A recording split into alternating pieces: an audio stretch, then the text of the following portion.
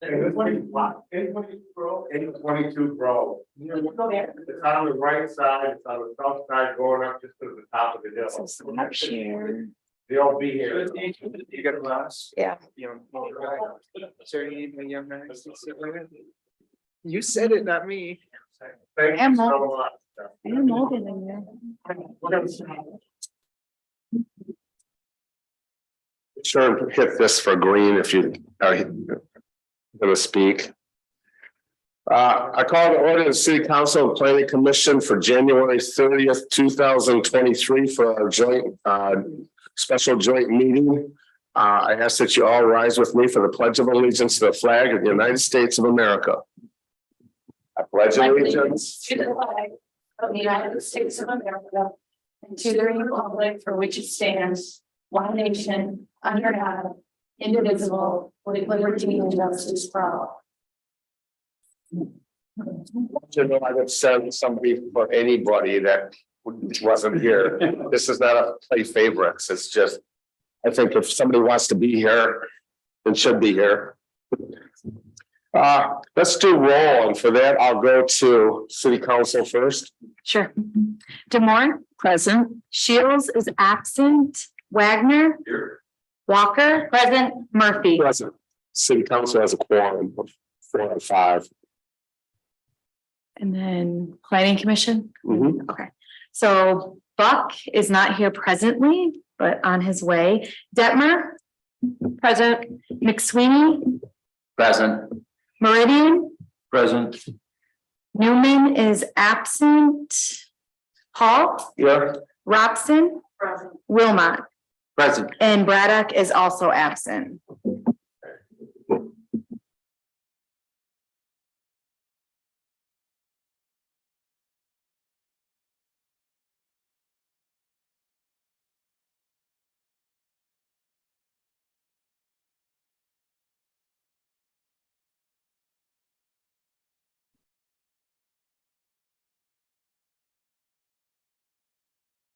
One. Good. Okay, I'm gonna warn you guys too. I already warned a couple people. I had to go to the dentist before this. I didn't know they were gonna numb me, but if I sound a little off, it's because I can't feel the left side of my face. So I think we're gonna be okay though. We can get the PowerPoint working.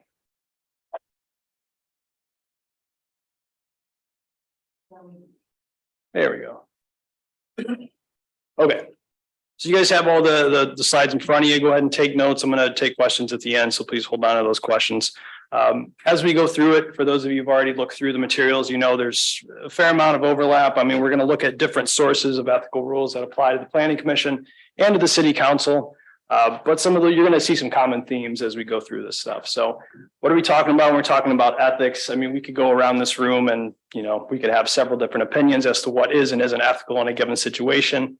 It's not really what we're talking about here. We're not talking about those sort of relative ethics. We're trying to hone in on actual concrete objective standards you all can sort of apply in your role as public servants. So that said, these are the sources we're going to be looking at today. We're going to be looking at a few state statutes that apply.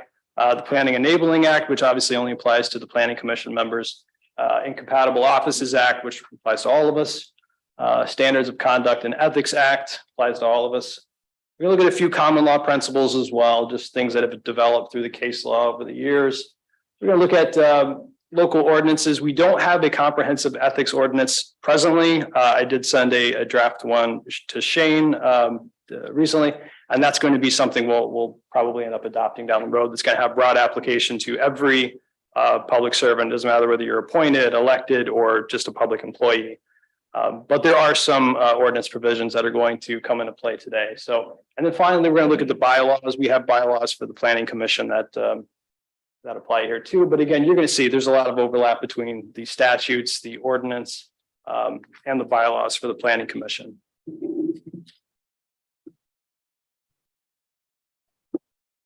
So we're going to spend most of our time with the Planning Enabling Act. That's where we're going to start. So under the Planning Enabling Act, the City Council does have the authority to remove a Planning Commission member if there's been malfeasance, misfeasance, or nonfeasance. This is also addressed in section 2-19 of the Code of Ordinances. And before casting a vote, if a member reasonably thinks there may be a conflict of interest, they have to disclose that conflict of interest to the Planning Commission, and we'll see how that gets handled once a potential conflict is disclosed.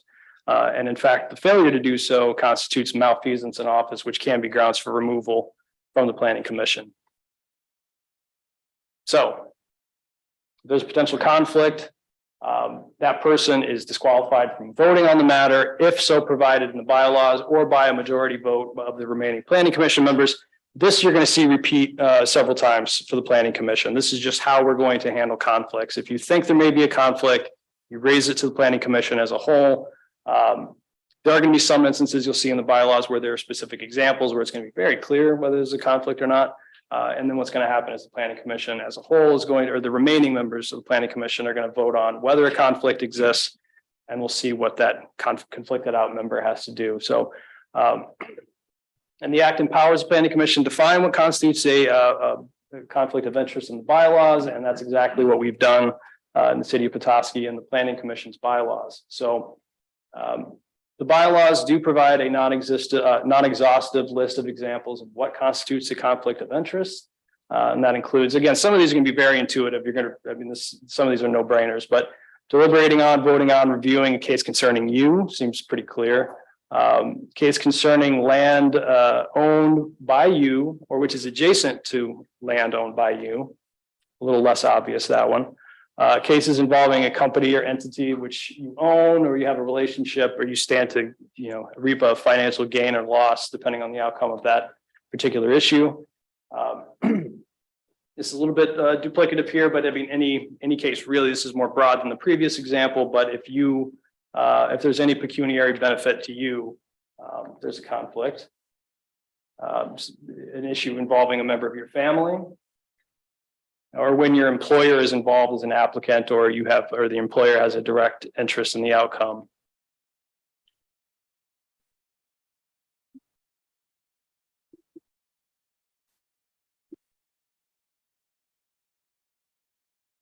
Okay. So again, the bylaws actually give us a process to follow whenever there may be a conflict of interest. Even if there is a question, you got to put it before the Planning Commission. There's really no harm in doing that, erring on the side of caution, just putting it out there. We had something, Derek brought something up in the city council meeting, his work with the Conservancy. There was no conflict, but it's just the public perception of not disclosing it. It's really not worth it. You might as well just get it out there, put it before the commission. And then that's when they decide the majority vote of the remaining members, what to do about that member, whether a conflict actually exists. So when a conflict is found to exist, the bylaws require us to declare the conflict at the next meeting. That person has to cease participation at that meeting. And in fact, that person during deliberation needs to leave the meeting until that agenda item is concluded. And here's one of the instances where we have some overlap between the Planning Enabling Act and the bylaws and the Code of Ordinances, section 2-20. Again, these are things we've already talked about. Before casting a vote, if you reasonably think you may have a conflict, you disclose it. Remaining members vote on it. And we just talked about what happens if the remaining members decide there is a conflict of interest. Okay, so the Incompatible Offices Act, this is something that has come up, not with you guys, but with a couple other municipal clients that we do work for. It's not the same thing as a conflict of interest. This involves a conflict between two different duties. So conflict of interest can exist when there's only one office involved. So it's really a conflict between your duty as a public servant and maybe your personal interests. So incompatible offices require two governmental positions in order for there to be an issue. And with an incompatible office,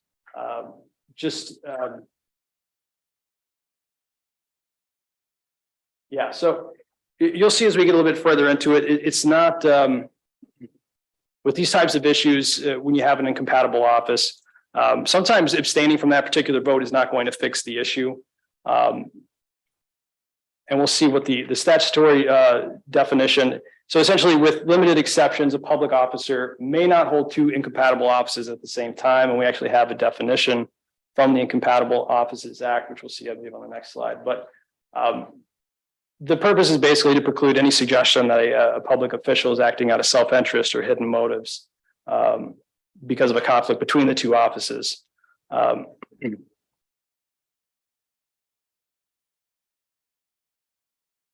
So here we have the definition. Okay, so it's public offices held by a public official, which when the official is performing the duties of any of the public offices, it results in any of the following: the subordination of one of those offices to another, the supervision of one office by another, or a breach of public office.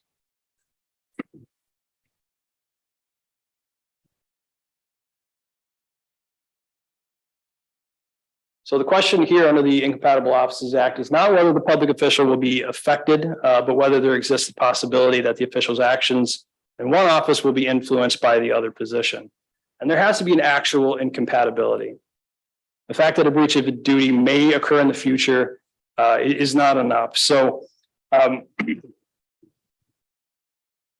just to give you one of the more recent examples, I mean, with the sort of the seminal case that's come out in the last 10 years or so based on the Incompatible Offices Act, it was a city attorney who was also on the fire department. He was a member of the union.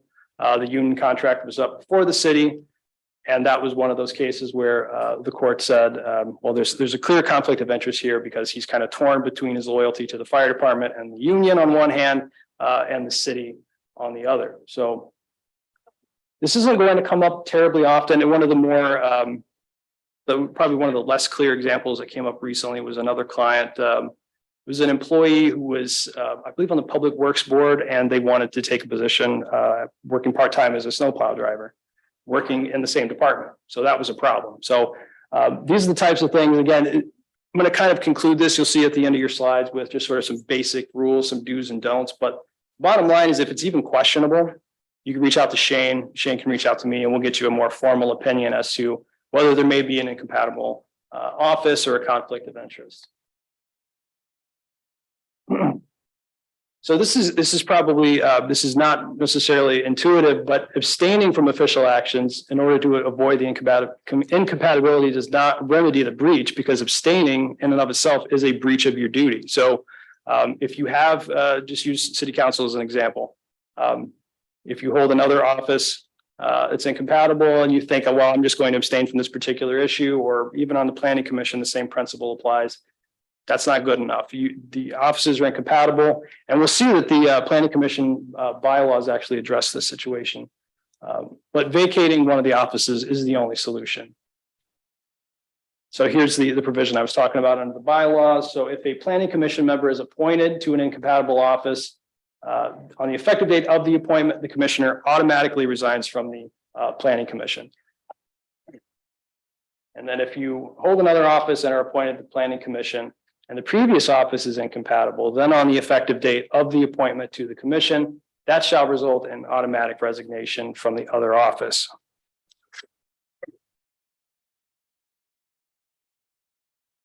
The Standards of Conduct and Ethics Act. So it prohibits, and again, this applies to public employees, it applies to officers, it applies to anyone, whether you're elected, appointed, or just a city employee. So it prevents you from divulging to unauthorized persons confidential information acquired in the course of your employment in advance of its prescribed, the time prescribed for its release. This is really just insider information, right? You can't use your public office and the information you're privy to benefit yourself. You can't represent your personal opinion as that of your agency. You can't solicit gifts. I mean, this is one of the no-brainers, right? I mean, you can't solicit a gift or a loan, money, goods, anything which may influence the manner in which you carry out your public duties.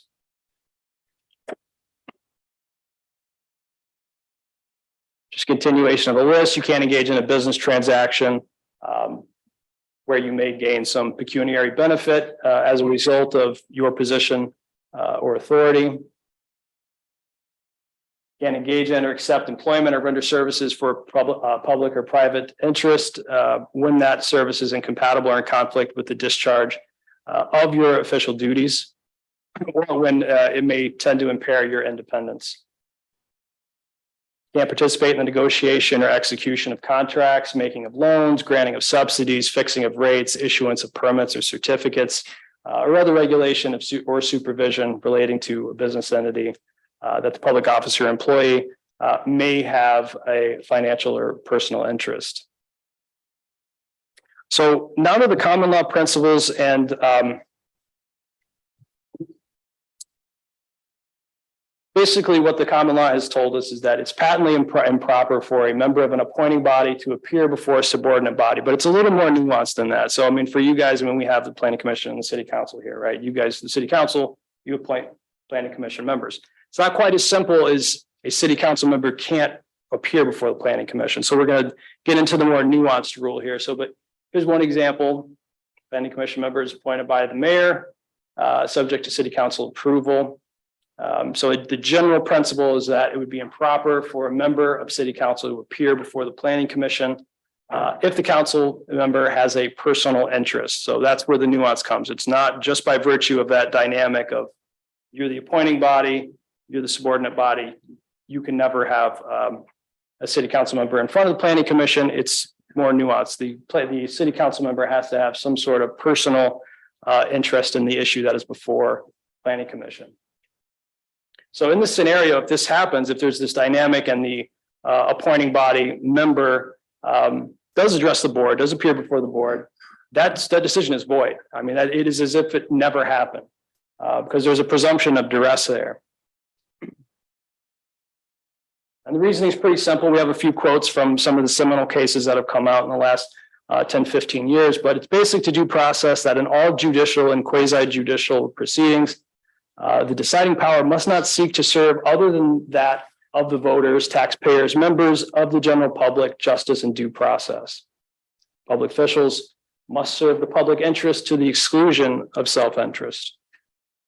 And given this reasoning, court will not invalidate a subordinate body's decision where the appointing body official has no personal stake in the outcome. And we'll see two examples here from case law.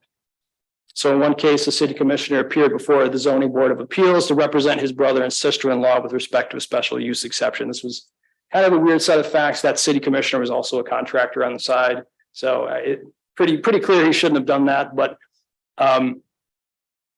so we have another example, though, where a township supervisor appeared before a ZBA. But what that township supervisor, I don't remember exactly what the type of business was, but essentially there was a variance request or a special use request before the ZBA.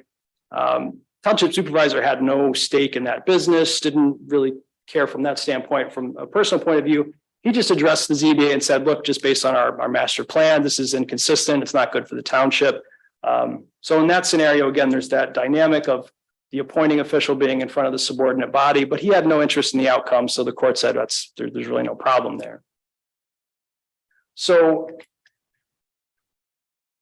it's not too bad. I thought about 20 minutes. So we'll have some questions in a moment, but just to conclude on some basic principles, because again, a lot of this should be pretty intuitive. But if there's ever a question in your mind, seek out guidance from our office. You could do it through Shane, and we could just pull together a formal ethics opinion for you. Or again, for the planning commission, there's a process you have to comply with. So if you think there may be a conflict, bring it up to the whole commission. The remaining members will vote on it. And then based on the outcome of that vote, we know what to do. If there is a conflict, that person has to leave the meeting, can't participate until that agenda item is over with. So again, best practice is simply to err on the side of caution. There's really no reason not to. That's what we're here for. If you think there may be a conflict, it's better to address it before it becomes an issue. So just some do's and don'ts, just kind of summarizing what we've already talked about. Again, err on the side of caution. Address any potential conflicts proactively with the planning commission or the city council. I do apologize. I didn't realize initially this was going to be a joint meeting. So that's why the initial PowerPoint you guys have in front of you says planning commission only. So this is largely to address the planning commission, but this applies equally to the city council. There's just no formal requirement currently as to how city council would handle potential conflicts. But as I mentioned, Commissioner Shields, just bringing it up, just start the conversation. It's just the way to handle it until we get a formal ordinance in place, ethics ordinance. So be proactive. Ask for guidance from us. Do not use your public office for your own personal benefit. Pretty obvious general principle. Again, we saw those different examples using information that you're privy to that public is not. Don't express your opinions of that of the planning commission or the city generally. Don't accept or solicit gifts that may influence your decision making. Don't accept roles, public or private, that may conflict with your duty to the public. Do not allow a member of the city council to influence your decision making. And with that, we can open it up to a few questions if you guys have them. I will say before we start taking questions, we should probably shy away from any too many hypotheticals, because we could spend all night up here doing that. If something comes up, something real world, that's when you go to Shane. Shane comes to me and I can give you a formal opinion on it. But does anyone have any questions? Yes. If an individual.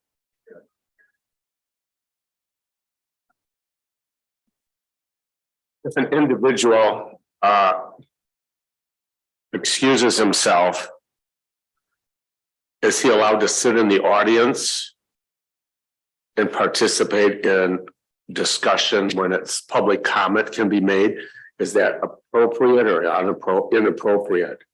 So when we're talking about the planning commission, we do have an on-point rule that says, no, that is inappropriate. That person has to leave. So we're talking about a scenario where the person has brought the issue up to the whole planning commission. The planning commission has voted and said, yes, this person is conflicted out. We know from the bylaws that that person then has to leave. They have to leave until that agenda item is over. They can't leave the room. You leave the room. Leave the room. Leave the Okay. room. All right. That said, yeah, I think it's a good principle to apply to city council as well. But the thing is, we just don't have a formal ordinance or any standard that really requires that right now. I think it's a good practice and it's something we're going to account for in the ethics ordinance, but that's how you would handle it with the planning commission. Okay. Yes, Tina. So I'm the newest member of the team, so if others know the answer to this, bear with me. My interest in this is largely trying to determine how we can ethically and effectively enhance communication between the planning commission and city council.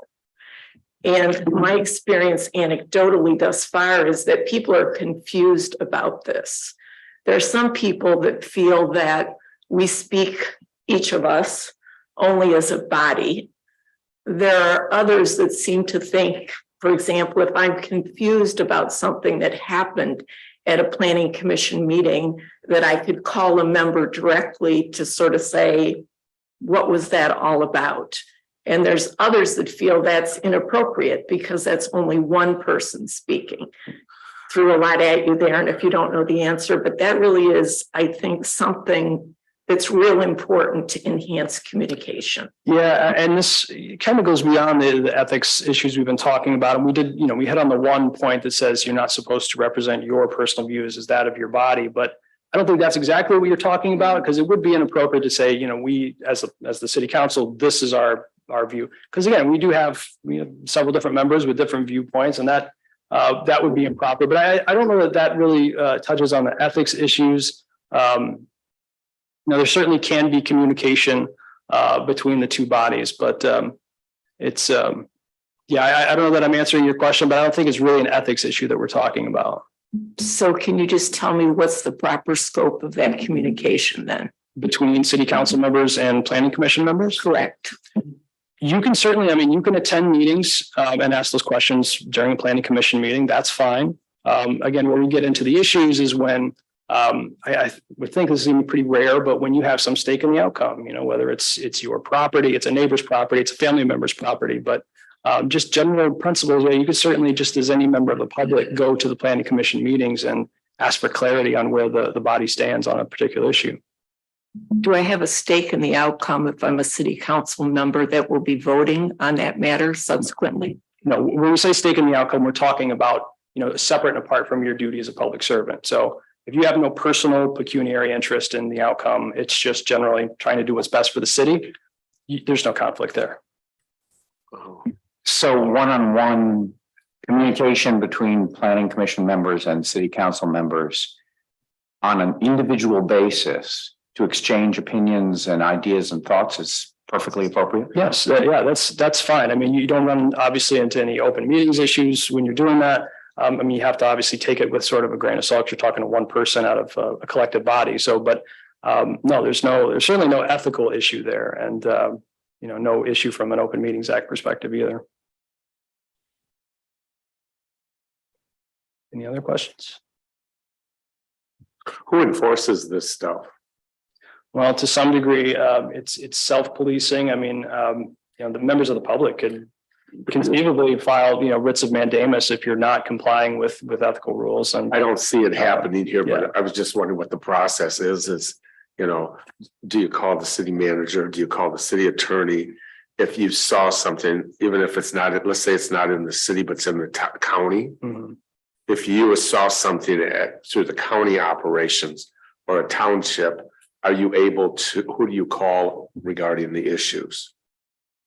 Yeah, I don't know the answer to that. I mean, you could go to that body, but I mean, Well, but okay. from our perspective, though, I mean, it's not something that our office is not going to proactively look at everything that's before, your respective bodies and see if there's a conflict. We don't have the information necessary to do that. Yeah.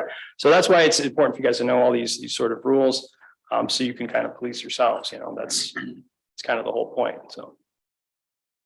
So just for further clarification, the one-on-one communication that ends if there is a number of members of either body that would approach a quorum?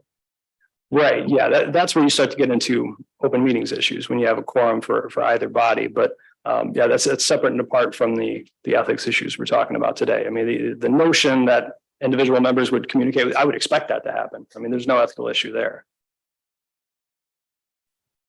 Any other questions? Sorry, I feel like I'm ignoring you guys, but I have my back to you most of the time. Do you have any questions? I guess I have, because I think it's maybe in conflict with maybe a prior training, and this specifically relates, I guess, maybe more towards the Open Meetings Act than it does the ethics, but maybe the same. I guess I was under the impression that it was not appropriate for two members of a same board to have a one-on-one conversation where you start to get into debating and trying to persuade the other board member your opinion. And I just want I guess if you could provide any clarity around the boundaries of where a one-on-one conversation may overstep. So one-on-one, unless you have a body that's comprised of 3 people, you don't have a quorum. So I mean, that's one of the issues. And this is really, honestly, I mean, I just spent 30 minutes talking about ethics. I could stand up here for hours and talk to you about the Open Meetings Act, because there are some basic principles I could throw at you. Like, I mean, just like sort of polling members, just asking, where do you stand on this issue? How are you going to vote on it? That's not a problem. That's not an open meetings issue. It's just something naturally you would expect to happen in a public body. But so if you want to, if we could I'd be happy to do a separate Open Meetings Act training, but that we're kind of getting outside the scope of the ethics training. And, if that's, or you can just ask Shane, I could put together an opinion for you guys just to sort of explain that issue more thoroughly. But what you're talking about, I can tell you with some confidence, that's not going to be an Open Meetings Act issue at all. So. Yes. There was a developer who requested anybody who had communication with either board needed to hand over that communication, emails, texts. So that tells me that those one-on-one conversations I don't know what they were looking for, but may not have been appropriate and in the best interest of the city. So I'm a little confused.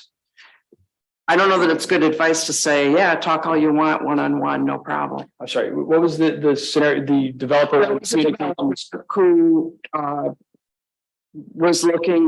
was objecting to whatever the decision was, and then we all got requests for emails, texts. I don't know if phone calls were included in that, but we all got a notice that if we had any of those things, they had to be handed over. It was a Freedom of Information Act request, I'm assuming. Yeah.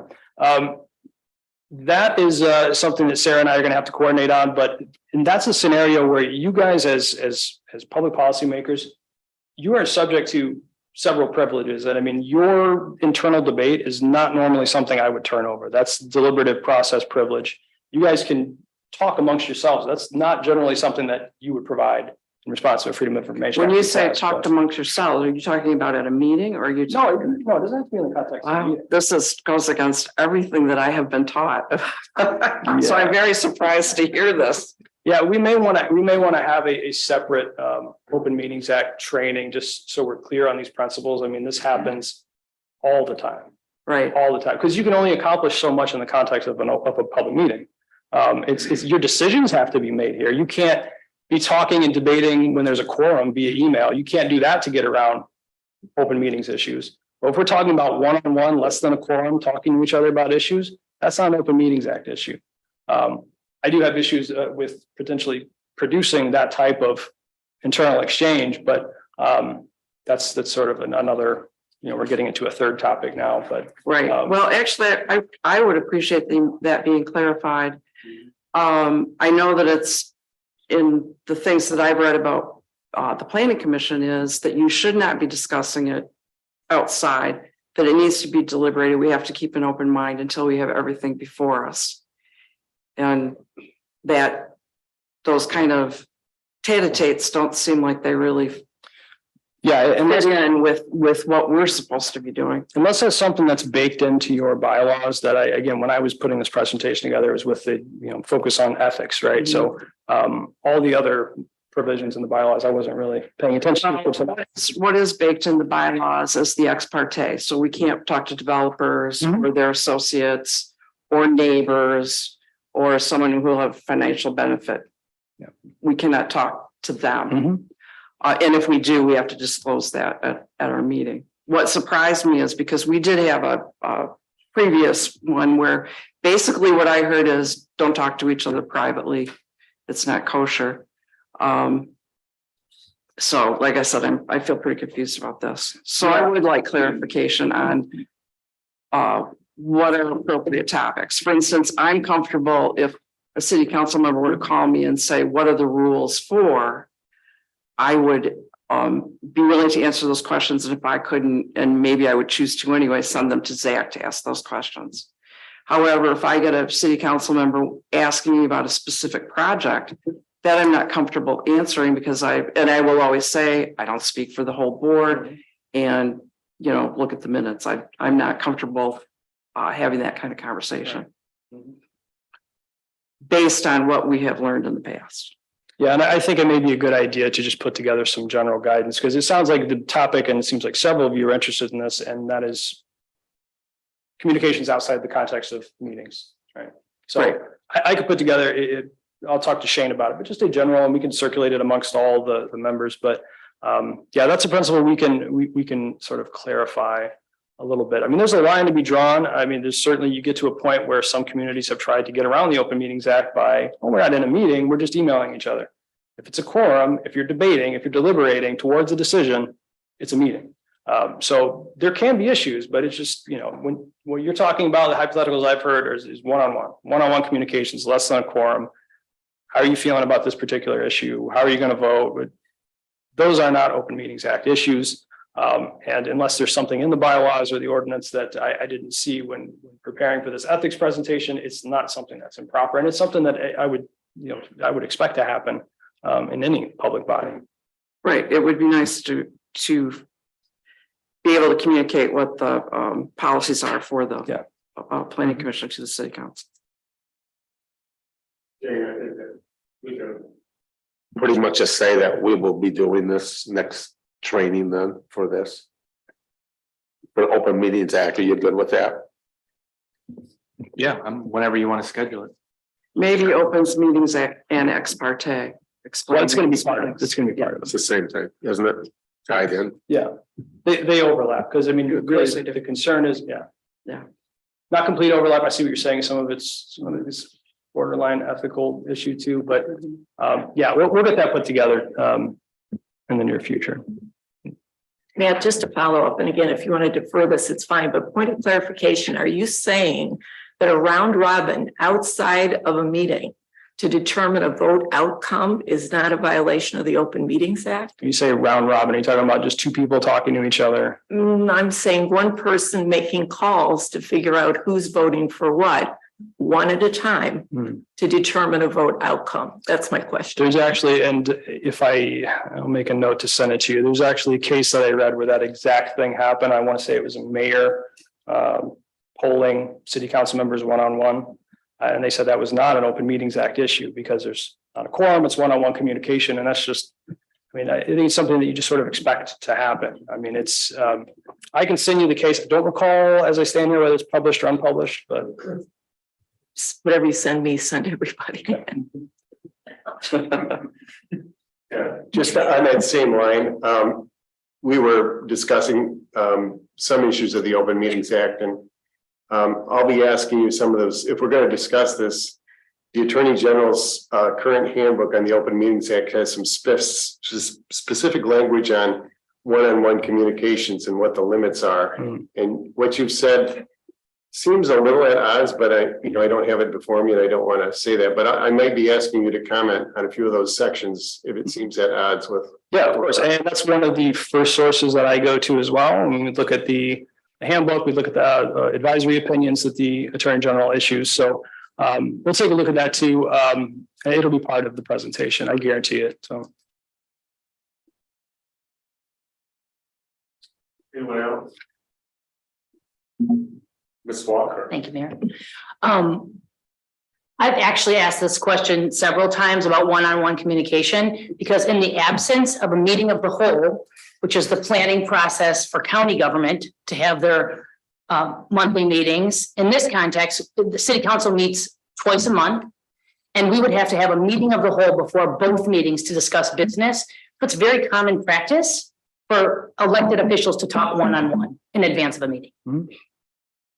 Yeah, I would agree with that. I don't think it was a question, but I would agree that that's. Yeah, and I can't imagine how business would actually get done if we weren't able to do that. I agree.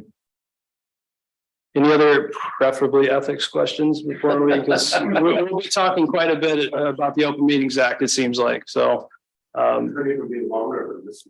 guarantee you it will be longer than this meeting. Yeah. Okay. Is that it, everybody? Thank you very much. Yeah, thanks, guys.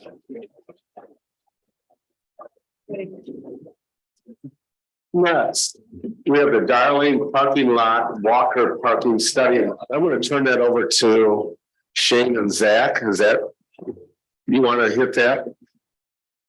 Yeah, I can kind of start us. The reason this is before you, obviously, these two bodies, council and planning commission, work collaboratively on many different projects. This has been one that since I've been here, 8 months ago, when I started, one of the first meetings I had, I believe, was a meeting with a developer and Becky and Zach to discuss this project. And Becky did a great job of updating me on a lot of the past discussions on this lot and some of the back and forth.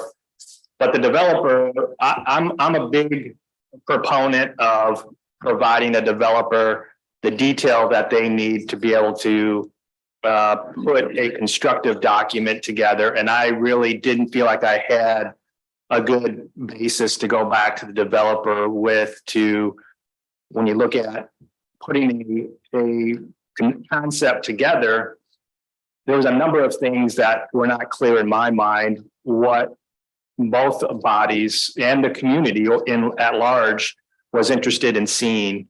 So that meeting, we left the developer and he had a series of questions that we can certainly kind of hit on at some point in the next couple minutes. But what I would like to see us discuss, and I don't want to get into the weeds of designing a parking structure. That's not the intent of this meeting. That was going to take, further meetings, and both bodies obviously are going to see something when it gets to that point. But I want to have some guidance on how do I correspond back and forth with a developer to give them guidance on how to proceed with that potential site. And simply, and I approach this with council, I like to kind of boil things down very simply and in my mind, and I'm sure there's more than three, but we can certainly talk about the others, but options to consider, and certainly doing nothing is an option. And I'm not saying that that's the best option here, but certainly it's an option to consider. You could say this is a seasonal issue. We've done a great job in the city of making our community walkable, and we have great connectivity. Maybe this is an issue where we need to embrace our walkability and to expect people to be able to park directly in front of where they would like to go. I think in today's world is not appropriate, and maybe we all need to get out and walk, and we have those abilities here in Petoskey. So maybe doing nothing is an option. Other options that we've explored, looking at a multi-level, simply, and nothing's ever simple, but just a parking structure. So we have, and Zach can chime in on that. We have obviously a number of parking spaces that are currently available on that flat lot. What would it take? How much of a net gain would we need to see to make a structure viable in both bodies' minds from that standpoint? So are we talking a 2-level structure, 3-level structure, 4-level structure?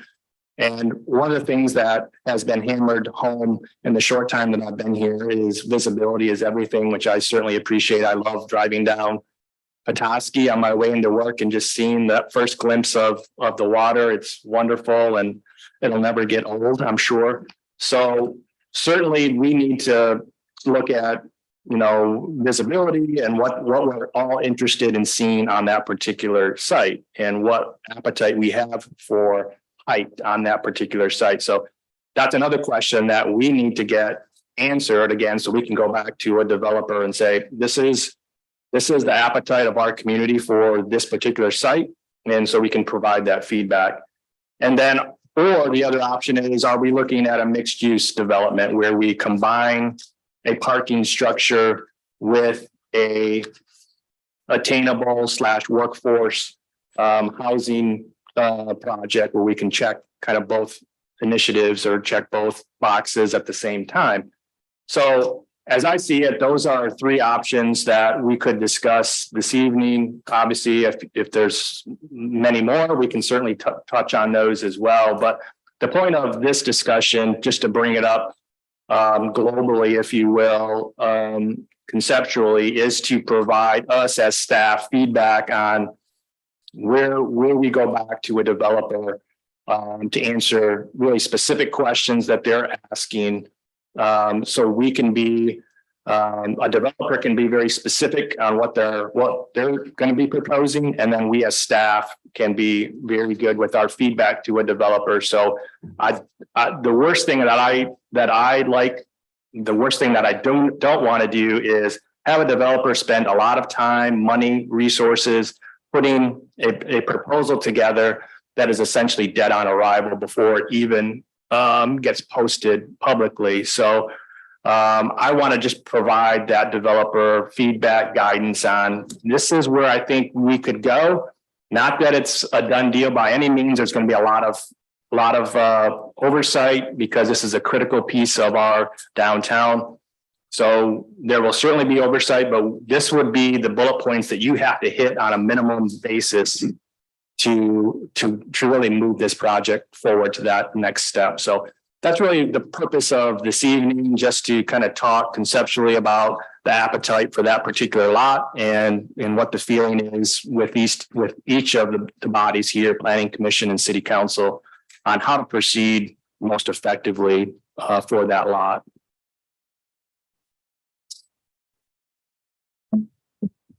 Mr. Mayor? Yes.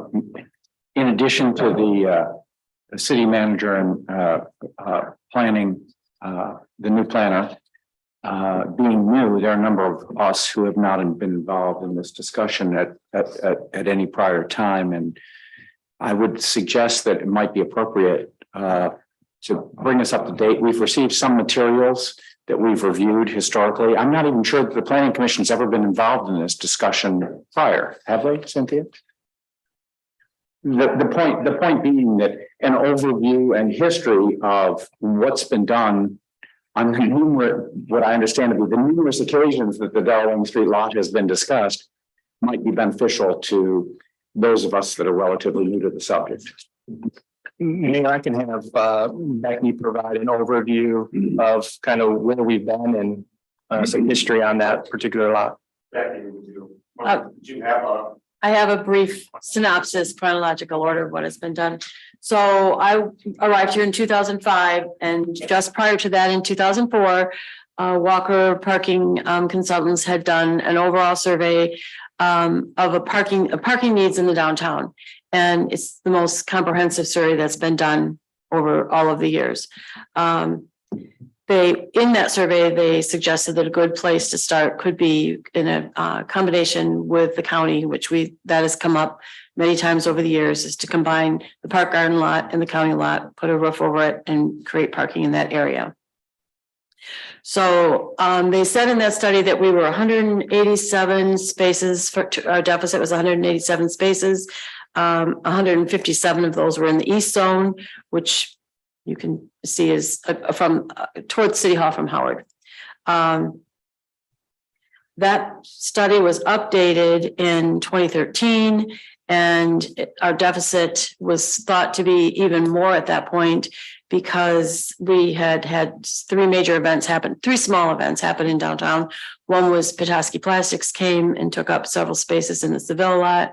One was we lost the spaces that had been previously counted that were on the empty lot where 200 East Lake Street was. And then we had also new restaurants opening. At the time it was Twisted Olive and Palette Bistro. It's now Beacon Bistro over there, but we had those two restaurants come. And before they'd been there was a kitchen cabinet place and very non-intensive uses that did not require a lot of parking. And then we have two restaurants that did require a lot of parking. So they, without going deep into the details, they were able to say, you still have that deficit that you already had, but now you have a bigger deficit because you've had these three major to minor events happen there. Could you tell me that number? Or do you know the number which the increased deficit? I don't think they really gave it to us. I don't have it with me, but they did say it's more now. It's more because you've had these three things happen.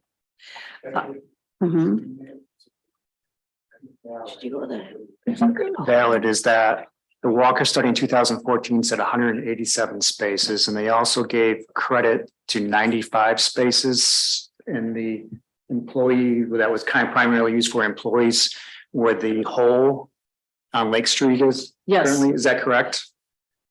So, if you add those two together, you're starting to get close to over 250 for a shortfall without consideration of any of the growth even beyond that. And I just want to point out, I had the previous interesting 1996 Walker study, which was a comprehensive study. In that study, they had a deficit of 290 spaces. They said with 10% growth, it'd be up to 494 and potentially 592 with 25% growth. So I'm interested that those numbers actually were much bigger than what you have. Yeah. But Well, I started with the 2004 study and haven't gone any further back than that. We've also had other studies on the Darling lot. In 2022, we did the platform deck that you all have just received. We asked them if we just put a platform on that lot and took advantage of the slope of the land, what could we do there? Because that was part of the idea that we were never going to do anything else there. It would just be a parking lot, and we wanted a low intense structure, something we could afford. Then in 2016, we did the Darling lot mixed use, or the study that did the mixed use and or the standalone deck that I think you have in your packet tonight, or was sent to you. They've also done a study on the Seville lot for the base. Remember the boutique hotel that was going to go on the corner of Howard, combined with the Seville lot and the Bay Street lot. I think that's all the 2004, 2013, 16, 22. And then Oh, and then the most recent one, and then the one in the Seville lot. So we have a number of studies that have been, parking studies that have been done, but they're structural studies. What would it look like if we put a deck here? What would it look like if, how many spaces would you get? What would conceptually, what would it look like? The study that I have is the original 2004 study that gave the numbers, the deficits that we already have. And I'm pretty familiar with Jake at Walker Parking, and he's taught me a lot of what I know about parking. And he has said, you know, if you have a deficit, it's not going to change unless something changes, a major change happens that will take away some of that, or they will add to it. And the only things we've done is put things there that would add to the deficit since that time. Where are all these cars, these 200 or whatever they are that were limited parking spaces? What are they doing? Just driving around all day, or I'm not sure where these people are. I drive around and I see most days there is a parking space someplace. They did their study in the height of summer on purpose. Okay. So they were looking at maximum usage.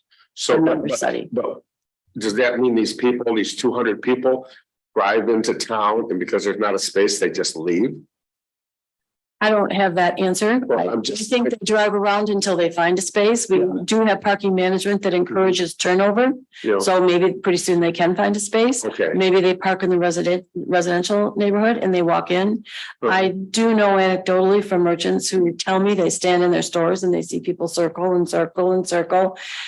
I think some of those people that are circling are looking for the most convenient spot. Then they're not gonna go to a parking ramp then. I don't know that. If they're circling round and round, what are they looking? Maybe for? they'll start at the closest place and they end up further out. Okay, And John, it was interesting when I looked at the 96 Walker parking study with 290 space deficit.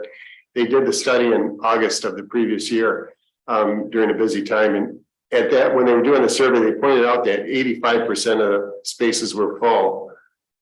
So in other words, you'd always see empty spaces, but it is an interesting question how they get their numbers exactly. Because they did feel there was a significant deficit. yeah, But yet at any time, there still would be some spaces somewhere. I find that kind of. And I Okay, do, These questions, go ahead. and the ratio is to be 80% full and 20% open spaces. And who at any sets point in that time. standard? Consultants. Okay, And I do want to point out, John, if I could, that when I looked at further at that study I had, that they would break it down by block, and there were certainly areas that were 100%, 99, 99. So you'd be out, right. yeah. Mhm.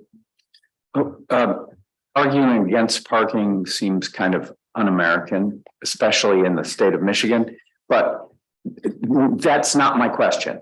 My question is, I'd like some background on the Darling lot and the considerations that the city has made previously on the Darling lot. If you would be so kind as to give us a history of that. We've looked at putting one flat platform over the top of it. We've looked at mixed use. Oh, I left another one out. During the RRC process or right after that RRC process, and I think the Planning Commission might have been involved in this.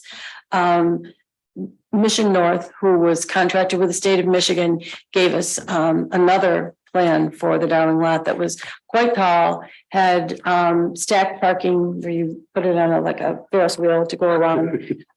John never was sold on that one. Was also mixed use. It had housing and it also had commercial space in it. So that study has been done on top of these, and they've been combinations of mixed use and parking height. There was one, I'm sorry, I'm not good recalling numbers on the spot, but I think we had 7 to 9 stories and we had a 4-story one, different prices that would go along with those.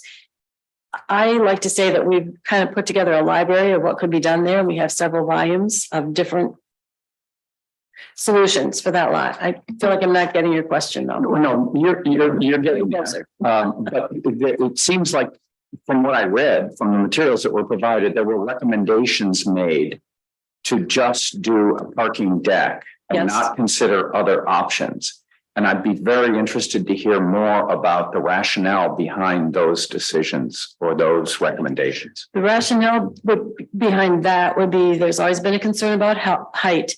So if you add anything to it, you have to add more space, or more parking spaces to take care of what you've added to it. Because if you add housing, you're gonna have to have places for those people to park. If you add a supermarket, you're gonna have to have places for those people to park. So the only way to get it is height. And it's always been an issue to keep the height down. And one of the other problems is if you go up, you're gonna start talking of internal ramps. And you lose So your spaces. gain is gonna be 20, 30, 37, something like, not even that, because of the ramping. You're gonna lose on your first floor level, you're gonna lose on the second level. You need stairs, elevators. The whole ramping thing takes away the gains. And that's why when it was looked at as far as just two levels, whether one is covered or both are covered with a entry off of Petoskey Street, because it's 10 to 12 feet lower. And then one off of Michigan Street for the upper lot, because it's got enough of a height differential where you could actually do a U coming in and out from the same corner, which would save us from doing ramping inside. And one of the other problems with the 5-story one was not just the height, but it was also that, like Becky said, the need for increased parking spaces for whether we did a grocery store, which at one time was proposed was a grocery store on the first floor, 2 levels of parking, and the rest 2 levels of housing. The problem there is you are going to be minus housing, minus parking spaces from what you have due to the ramping, as well as due to the people from either the grocery store or the housing needing to use those spaces. So your net gain at one of those was only 27 and another one was 41, and it was a $11 million project. But even staying with just parking only and forgetting about mixed use for the moment, because it does complicate things. Just the basic structure of a parking deck decreased the second level, the need for structure decreased the productivity of the second level by about a third. So that you were having a net gain. Doug, what were the net gains? Yeah, if I may, and I know, please, with all due respect, Sean, I know that you said you don't want to redesign parking decks here, but I think in terms of the questioning and the context. So for those that don't know, I was on the downtown management board for a few years. I was on the parking committee. This was an area of interest of mine, so I did spend some time trying to understand it. There's some basic information I think that would be helpful, and specifically with the Darling lot. The Darling lot currently has 130-ish spaces on it. And to John's point, as you go vertical, you lose space the more entrances that you create to access that parking structure.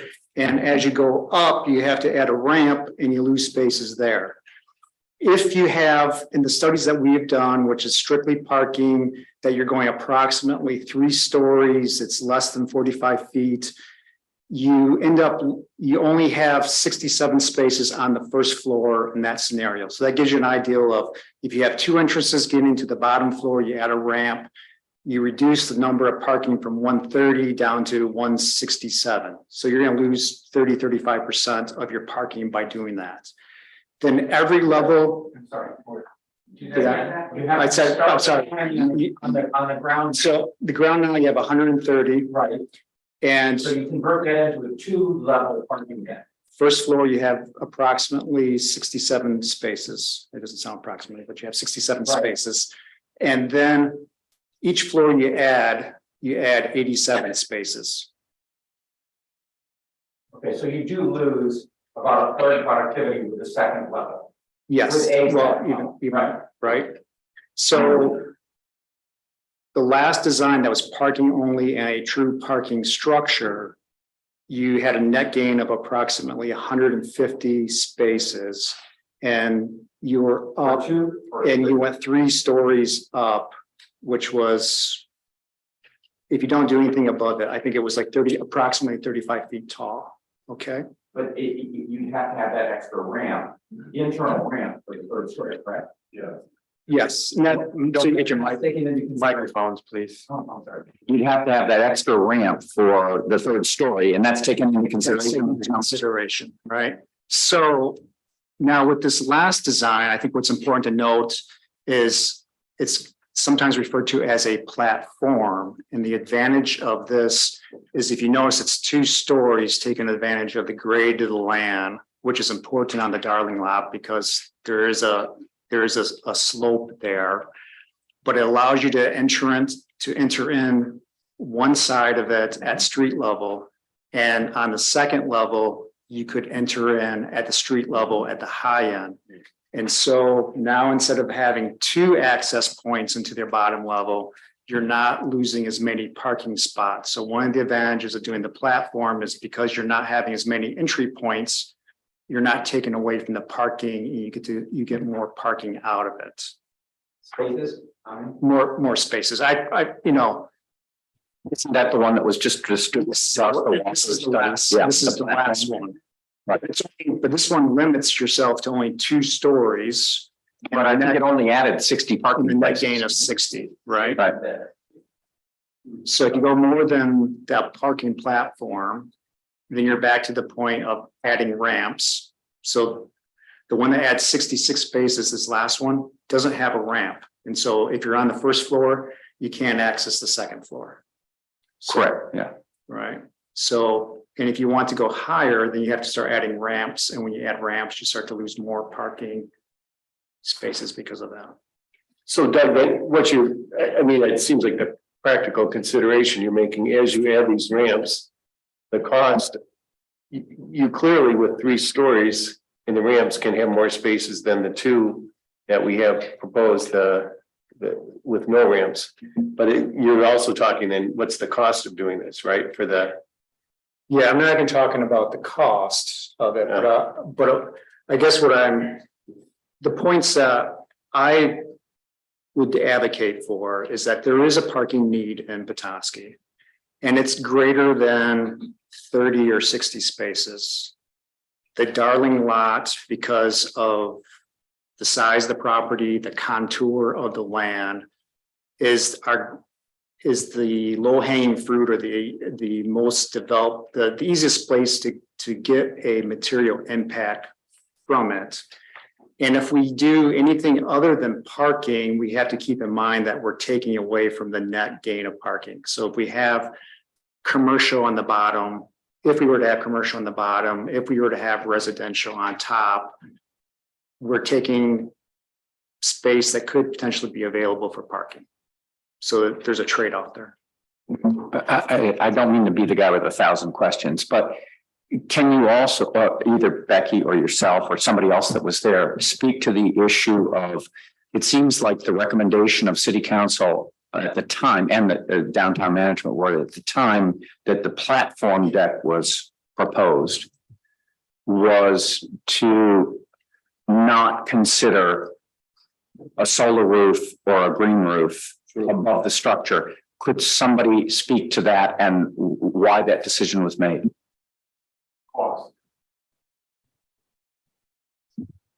Cost of either or both? Of all, green roof, you're gonna cost. I Green mean, roof, we went through this, have a lot of discussion. Some of us in the group wanted a green roof. I remember Lindsay. But it was finally determined, I believe that it was not practical cost wise. And what we were looking at is parking. If you did solar, part of the thing was if you did a second story, did not have a roof on it. You had one roof for the first and the second level did not have a roof, but just had parking. It would keep it lower. It would avoid the ramping. On top of that, snow could just be pushed off of it versus if you went up on top and you have possible snow issues with another roof. And we did not feel that was the direction we want to go. okay. Has an ROI analysis of any of these options been done by the city? That's a Great question. Not by the DMB. I feel it very difficult to make any decisions about what needs to go there without some kind of analysis as to the return on investment for the taxpayers. I, there was estimates on the cost. Cost estimates are absolutely necessary, but that doesn't speak to return on investment. Yeah, Charlie, quick comment from my recollection.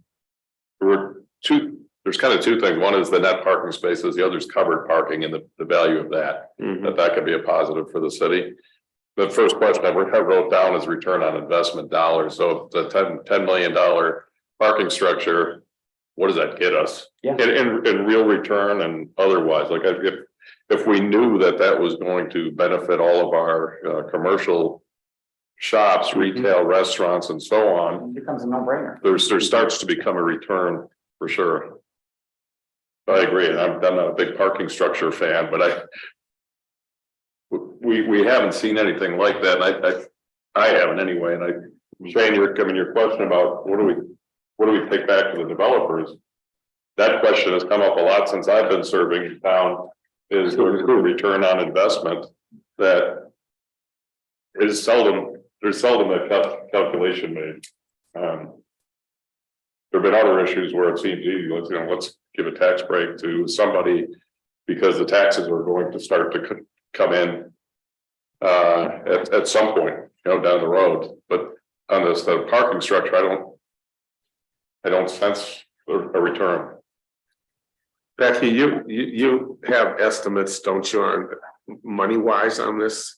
Every single study comes with what With the it would money. cost to build it Yeah. at that point in time. Yeah. Always, it's more now. For instance, the platform structure at the Park Garden and County Lot was, I think, came in at 2 million to begin with. It's up to 6 now. It's more than that.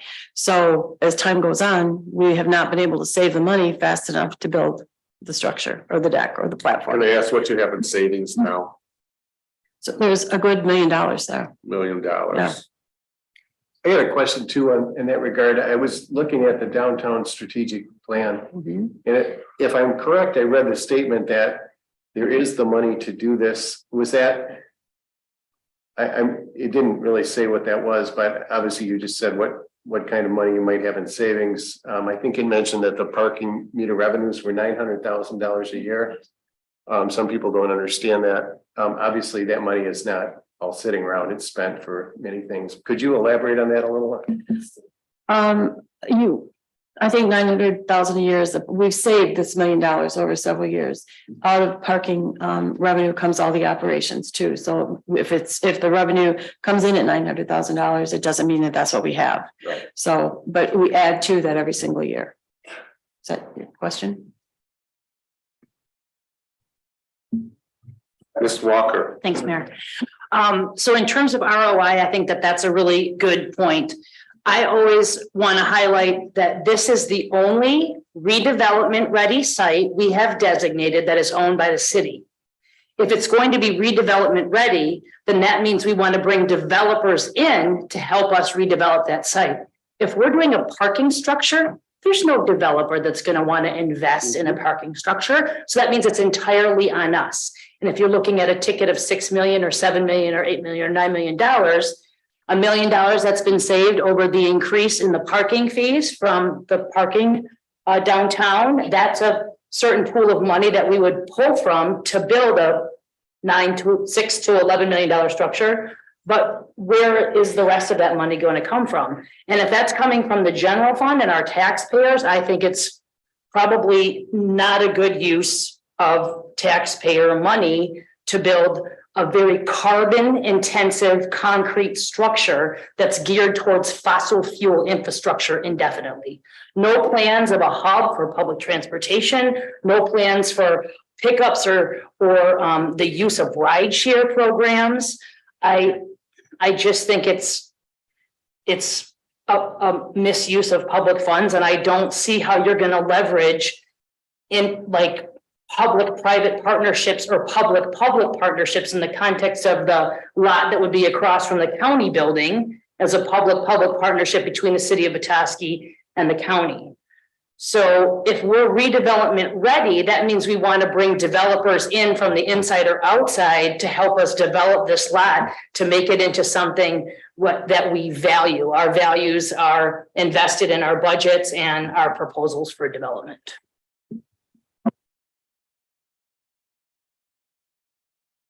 Then we start getting into parking. The amount of increase of parking when we start talking of commercially changing that over as far as residential or commercial.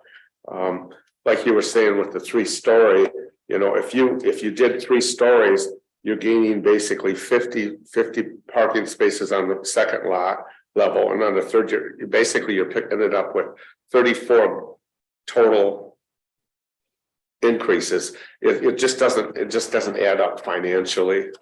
I don't believe it adds up financially to pulling this off.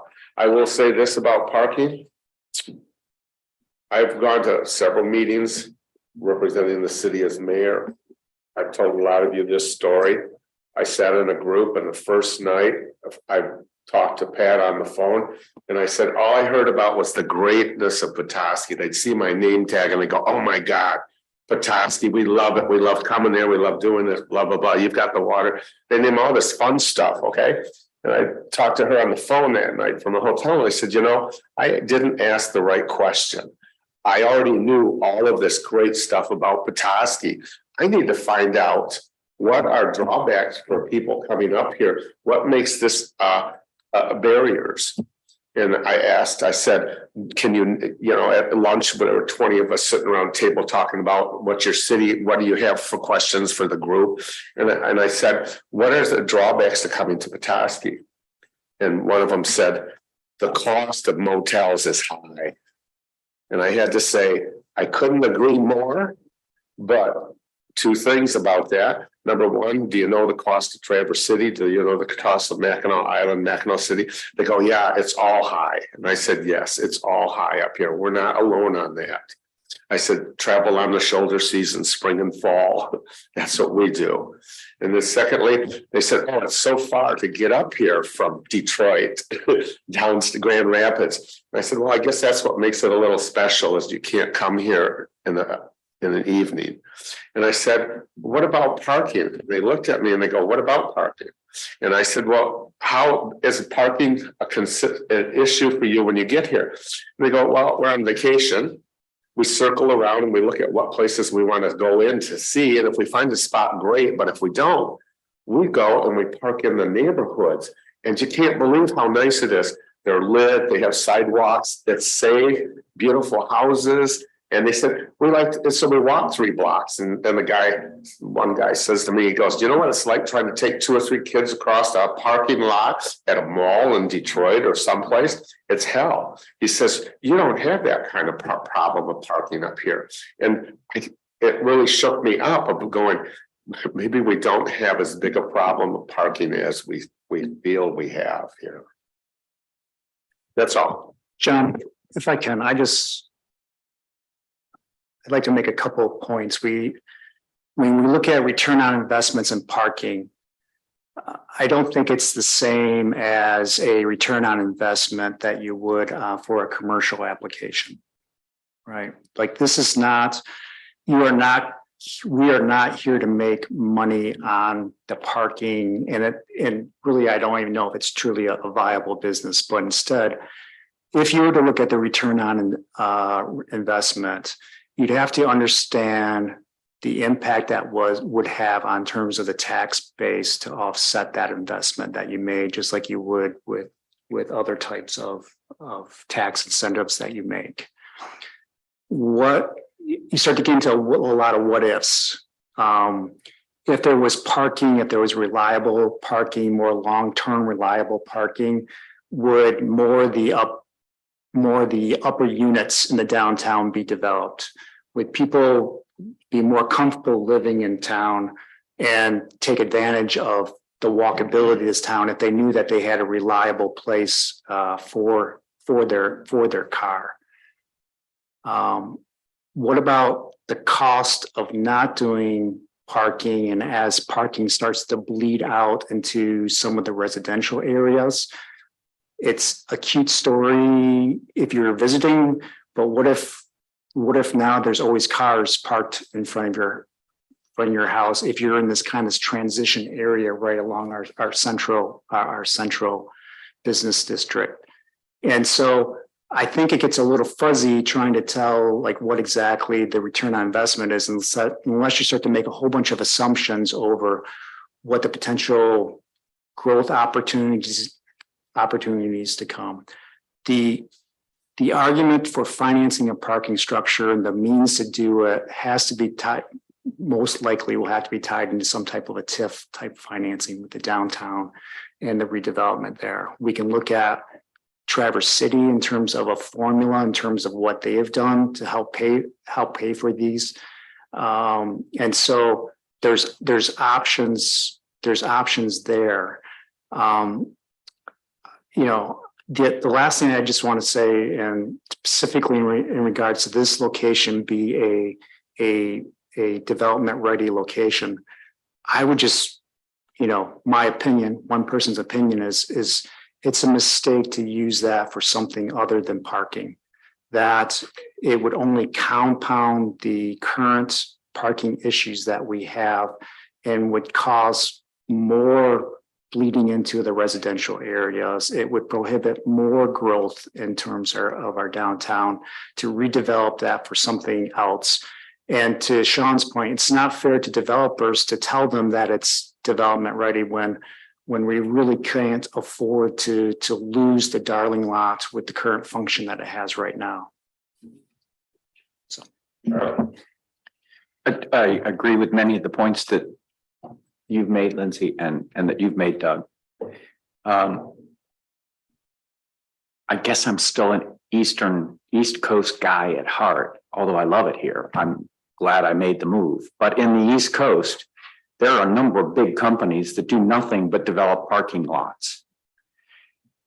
And I think that it would be a mistake for us to lose sight of the fact that any development of this kind, the basis of the logic of the development has a lot of soft issues that you've referred to, but there has to be an ROI on the use itself and the development itself to justify it. What is that parking facility going to generate in terms of revenue, specific revenue? As far as gas guzzlers are concerned, make them all electric. Make every space electric and charge people for their Teslas. There's a number of possibilities but the point is there needs to be some fundamental modeling of the economics of this development, whether it's owned by the public in our trust or whether it's a private development. And we need those numbers.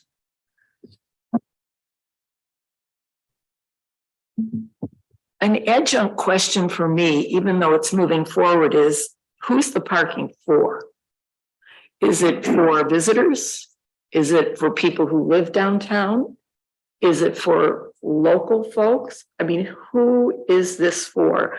We're looking at, I had 65 spaces, maybe it's 66, but still, that's not a lot of spaces. And to me, it's important to have a vision about that, because then how do we control this if it's for local folks or if it's for visitors? So it's just a thought moving forward. I had the same thought, so I'm glad you brought that up, but I also think about the winter sports park parking lot and the high school parking lot, the middle school parking lot, and a lot of them are vacant in the summertime. So could a shuttle system get downtown workers from those lots to downtown? And how much of our parking would be relieved if, we had out of, around the perimeter extra parking with a shuttle? Yeah. I've been on the downtown management board now for a few years. We visited that, and Becky, what was the survey? There was nobody would ride it. We did do a survey. And sorry, I've had it on a couple of times and then turned it off, but we did do a survey on this. I'm thinking of 2017, 2018.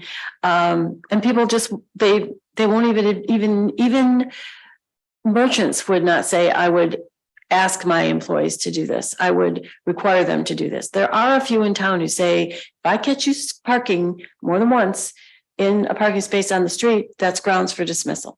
That has been said by some employers, but there are many employers who don't feel that way and do not do that kind of protecting.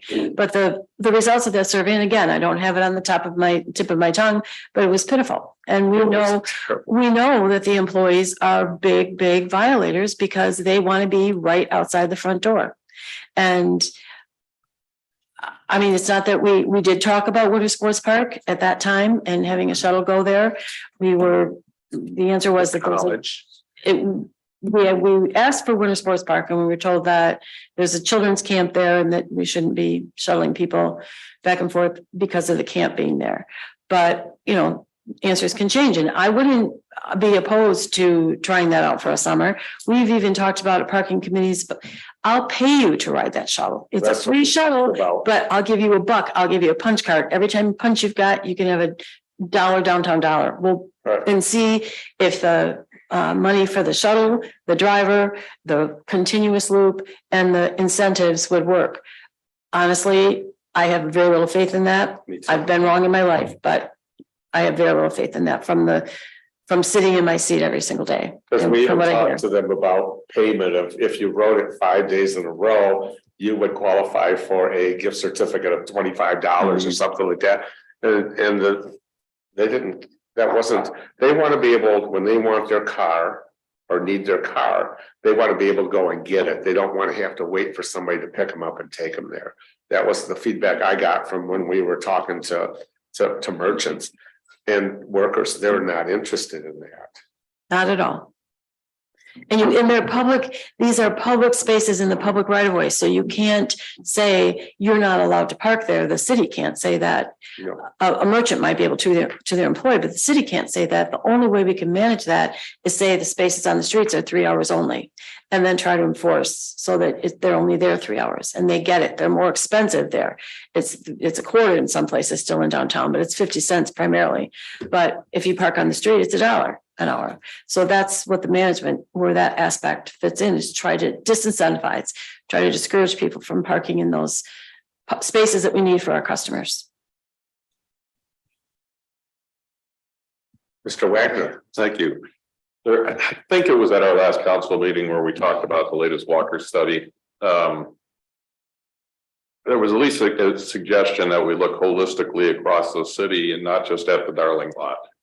Which when we had the plan in place or recommended for the Bay and Howard development and 2-story or whatever it was, more parking.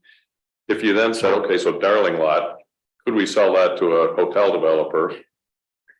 Ground floor, all parking, first, 1 floor up is the entrance to the hotel. We get the revenue from that and go build the ramp. I'm just throwing it out there rather than just looking at a Darling lot. Build a ramp where? Bay and Howard were that, I mean, potentially there, but looking holistically at the Bay and city. Howard was going to be a 44 increase in spaces. Okay, Yeah, it was 44, I believe, going to second level. I'm just curious, who owns this parking lot behind us here in the corner between the highway and the road, the West Lake Street? Over here, Yeah, city. so that seems like a prime spot to build multiple levels of parking to me. Where? With, you could, off the top structure, you could walk right onto where the crosswalk is at the corner to get you downtown. Has that ever been looked at? So you can't, Because it's public right of way, I mean, there's ways around that. Nothing's impossible. But it's a bigger lift. Nothing's impossible. I'm getting a little confused here because I thought that the question before us by the city manager was, what do we want to do at Darling lot? And and give city staff some direction specifically because it is redevelopment ready. What, if anything, do we want to not talk to developers about mixed use because of the previous recommendation, which seems pretty credible, and just focus on parking? Or do we want to encourage developers to give us other proposals? Is that the basic question, Mr. Manager? Yeah, that's certainly one of them. Do we continue to pursue this site for parking and or other mixed use opportunities, or do we move on and look at other potential redevelopment sites and spend focus on those? This has certainly been hanging out there a long time, and I'm a proponent of either we move forward or we put it on the shelf and we put our efforts into something else. But I think we're at that point where this has been analyzed at a significant level, and we either need to move forward with parking or some sort of mixed use project, or we take it off our RRC priority site and we move on to other priorities. And Ted mentioned the strategic plan and how it's pointed out in there that we should complete this. It is noted in our new plan that we need to do something about this because we've been saying that we would for so many years, and we haven't done anything, and we are losing credibility by not moving ahead. Parking or the Darling lot? Parking in general. Okay. Is what's some kind of a structure is what's called out in the plan.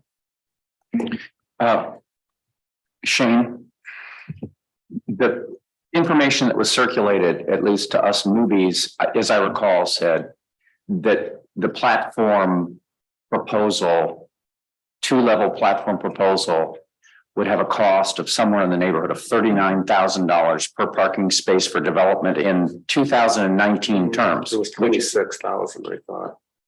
I saw 26. Okay. 26, whatever. That was 2019, as I recall, which is a world away from where we are today. We understand that.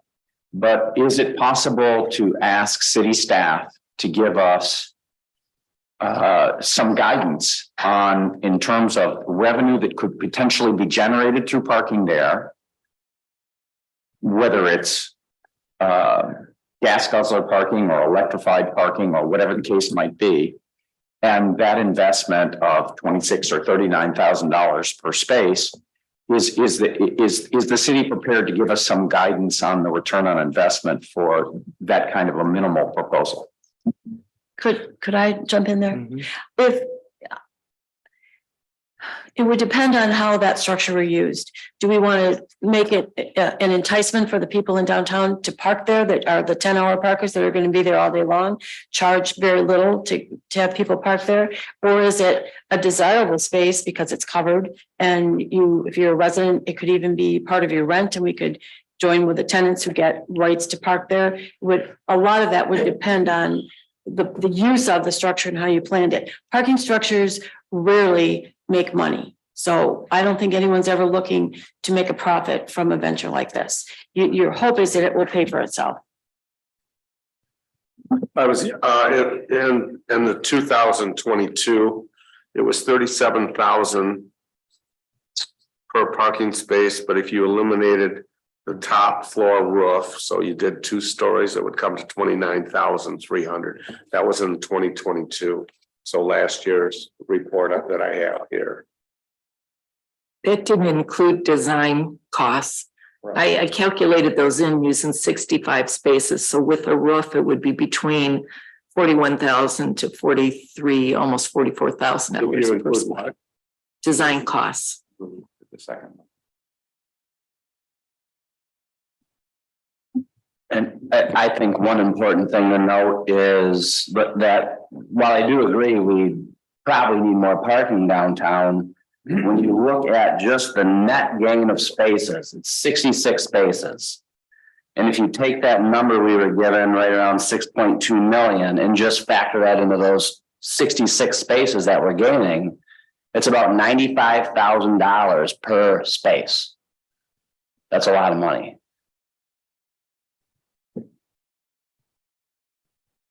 Every year that we wait, we're required to spend more money. So if only.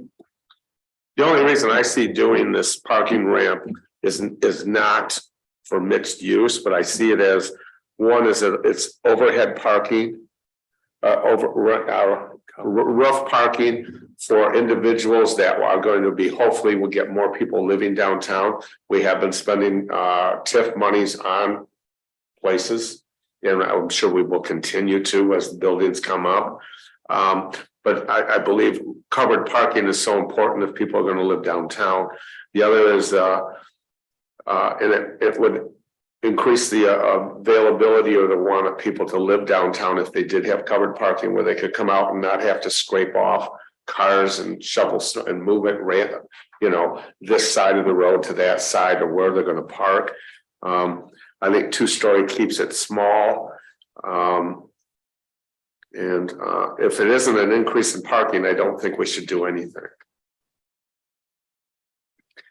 And I think that's a key question. What is there a magic number of a net gain that both bodies would be looking for me to go back to a developer and say, for this to go forward, we need to see X number of, a net gain of X. That's going to depend obviously on the other question that's paramount is 2-story, 3-story, and what the appetite is from a height standpoint. So. Do we know the number of permit parking now that we have in the Darling lot? Because it appears that there's a downtown engineering company that has several trucks that they park there. And a few cars that are constantly there overnight. They must be downtown residents. We issue permits on a tiered basis throughout the year. If you buy the most expensive one, you can park any place that takes a permit. If you buy the second one, then you can't go to the top. If you buy, you get what I mean by the tiered. So that is the middle tier, that lot there. Overnight parking is allowed there in the wintertime. And it's also allowed in the Elks lot in the wintertime and in the Seville lot in the wintertime.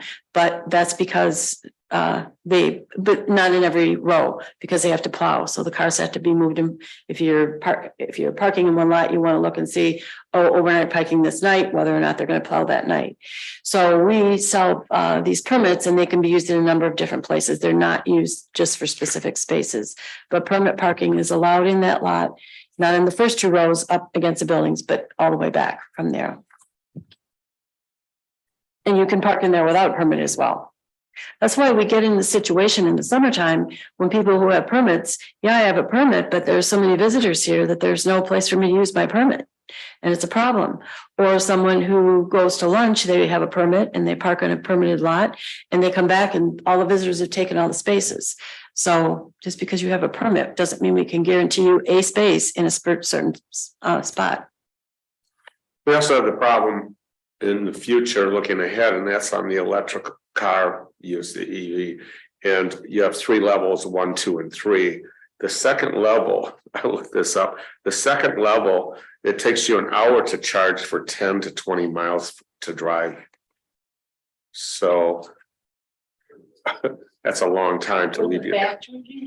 The very fastest ones, the DC charger, which requires 480 volt, is much faster. But that one is 81% of those in use today in the United States are level 2.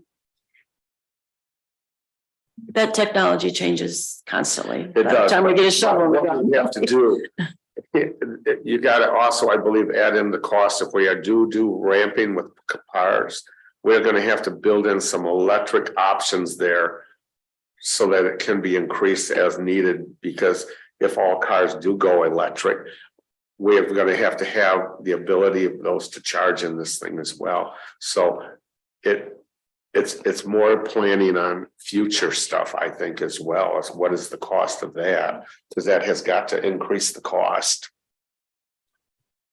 John, could you or the city manager speak? Obviously, there's this plan out there and there's a lot of reasons for this two-level structure we had from Walker without ramps. And then we have the cost and the number of spaces but it seems a little unclear. Is the funding of this, what's been the plan for possibly funding it? Or is it not clear at all? That's what I'm not understanding.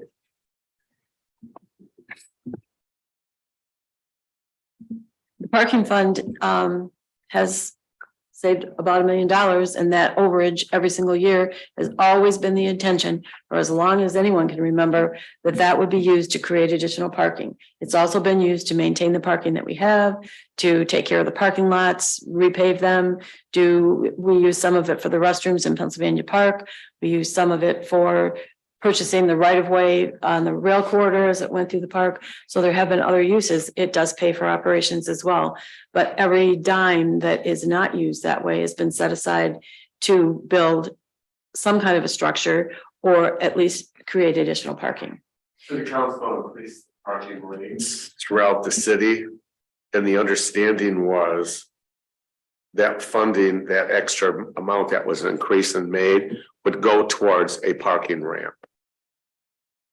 It was very explicitly discussed with council and we all agreed, I believe, that was an important thing, that we are not just going to increase it for the downtown management board just to spend, but it needed to be saved and put towards a ramp. But I'm just saying, if we kind of know these numbers, whatever it was, roughly 6 million at the numbers we had and 1 million set aside. So there's a $5 million difference. Yeah. Is there a plan how that could be done, or is that not at all clear to achieve that? Bonding, TIF. Yeah, there would always be a expectation that there would have to be a TIF or a bond of some sort, because the parking fund obviously is not in position to pay for this entirely. The other option, which, I'm new to town, so don't throw anything at me, but many structures, parking structures are privatized, and again, that location is in our downtown, and I don't know if that's something that we would even entertain, but so again, don't throw anything at me. I'm just. Well, you make a very interesting point, and you get to what I was trying to get to, and that is there are companies that are very successful that are in the parking lot business. Yes. And making this a market rate parking facility is an interesting option that I think we ought to be aware of and see if we can find any proposals. It may not be the direction that we want to go, but I think it is a possible solution to both the parking problem and the financing problem simultaneously. You understand that a lot of the pricing for those things, the cost of parking is like parking in Detroit or Chicago. And there was a list of some of those, I just. Yeah, and I'm afraid that we're going to be scaring people that you talk of who is this going to service. I don't know if we can be charging those kind of rates to be privatized in order to pull this off. Possibly we can. There was a developer I met with, Shane has also talked to him, looked at that, drove around it, called me back and said, boy, we could do something for you with that probably. I think there's people that we could talk to, developers, to see what their options are. Yes. I'm by no means a student of redevelopment ready, that's for sure. But if this is a redevelopment ready property and it's been out there and listed in that way, if somebody was interested in privatizing a lot, would we not have had that kind of interest by now? I don't know. I don't think we have. Shane, you mentioned that you needed to have an answer for developers. Has anybody expressed any interest under our redevelopment ready communities for the Darling lot in particular? Have you fielded any inquiries? Have you taken anything directly? Yeah, I mentioned one of my first comments, we met with a developer out of Wisconsin that had done a number of these. He was interested in a mixed use project there with affordable housing component attached to parking, which obviously, as we've already talked about, increases the height 4 stories or more. And I just don't know what that appetite is at that location for that. I think that if we, you know, I don't know, it's the only lot or it's the only piece of property that's on our redevelopment ready list. And I really was not excited when it was on there. I thought, well, let's see what's happened to it. And I don't think anything has happened to it. And I think it's time to revisit the redevelopment ready list and possibly move on. That's coming to be continued. So what do you want? Where are we? Let's wrap this up kind of like so what do you guys want from city staff?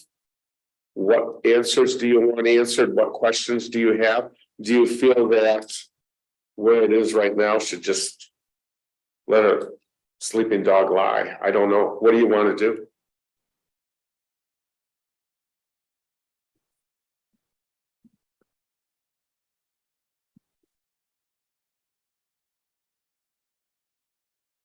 Well, clock is ticking. I feel like I've done too much talking already, but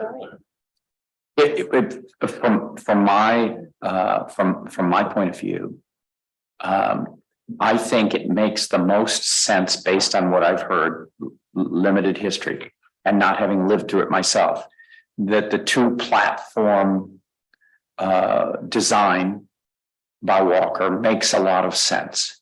The question is, when you get back to what Matt's point of view was, nearly $100,000 per additional parking space you're going to add is a lot of money. So what's the return on that investment? Not including the soft benefits of employee park, just on a pure market basis, what's the return on investment required in order to justify it?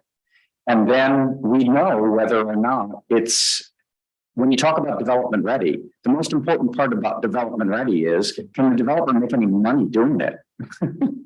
They're not going to be interested if they're not going to do it. So we need to have a sense for whether or not that basic 2-level parking structure makes any sense. And if a developer feels mixed use is a better investment on there, well, we need to be prepared to understand what they want in exchange for that, tax incentives or whatever the case might be. We need to be prepared to understand what that return on investment is for our taxpayers.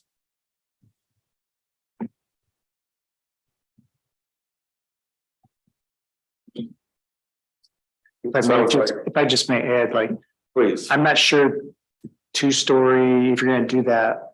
Like, I think it's a useful exercise. I think, but why stop at 2? Maybe it makes this, because of the scale, maybe it makes more sense to do 3. I don't know. And then I just want to throw out there just a reminder of what's the cost. If we say, hey, if we're trying to compare the return on investments of selling this property to a developer or maintaining it as a parking, to me, it doesn't, and looking at on a return of investment,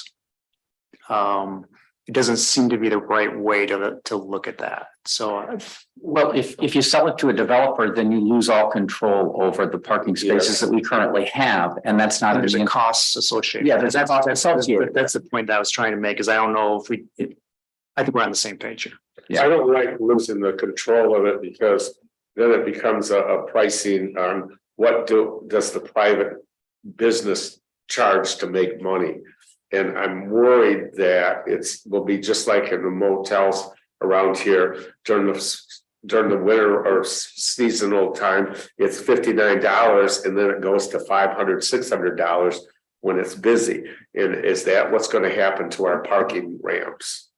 Yeah, I agree exactly, John. You know, how do you go from a discussion where you had 127 spaces there, perceived deficit on multiple studies, and you ended up with a solution where a bunch of those or all those spaces went away or became prohibitively more expensive. Yeah, And you say we solved the problem. we didn't. I don't know. Then you have angry people. The other question the city manager asked was a question about height, which is a pretty basic question. Zach, what is the current zoning height restriction on that lot? That's zone B2, Central Business District. So that's at 40. We were just talking about changing it. 3 stories, 45 3 stories, 40. Okay. 3 stories, 45 feet. currently. So that's by right. Yes. So there's the answer to your question, Mr. Manager. By right, a developer can develop up to that point. Unless you're asking, would we be willing to go higher, which is a different question.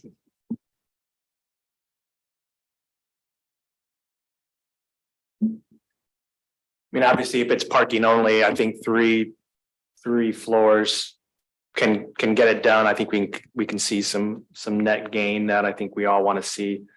Obviously, if it starts evolving into anything more than parking only, then there would be a need to go higher. So I think that kind of answers some of my questions as far as that goes. I do have one more question.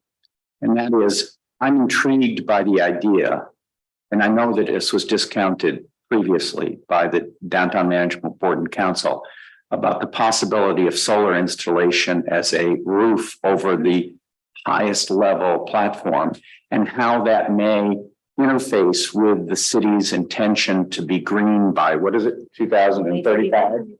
Okay, and how that might impact the city's power grid and pricing.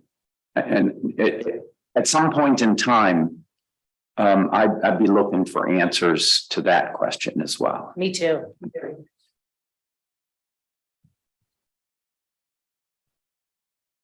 I read something where MSU now, all of their parking decks all are covered with solar now. The other one. Anything else?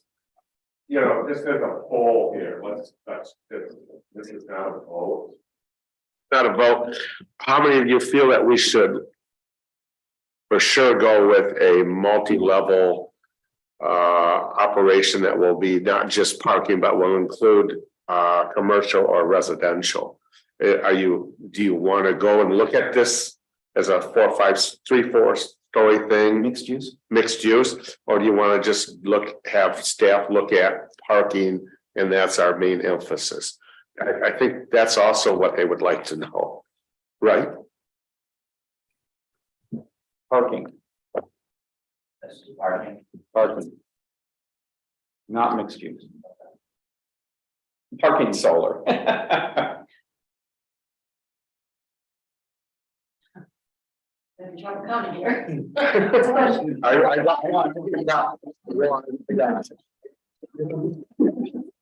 Really important.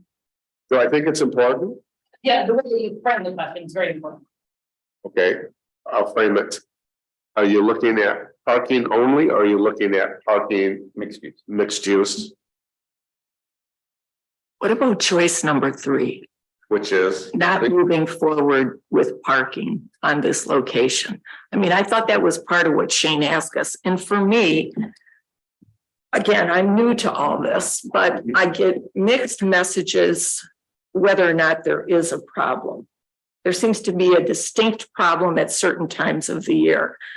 With what's presented to us, this 2022 plan, I'm concerned about cost. We don't have anything on return of investment, but we have Becky, who's experienced in this, saying you don't build parking structures to make money. So that's a clue. It's speculative.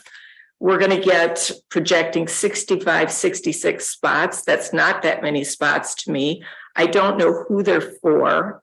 So those all make me very hesitant to say, let's build this big parking structure. I would have difficulty moving forward with what we have before us right now. I don't think it's moving forward on any of these projects as much as. It isn't moving forward on any of these projects as much as giving staff a little more directive of whether we're looking at mixed use or we're looking at just parking per se, or like you say, nothing.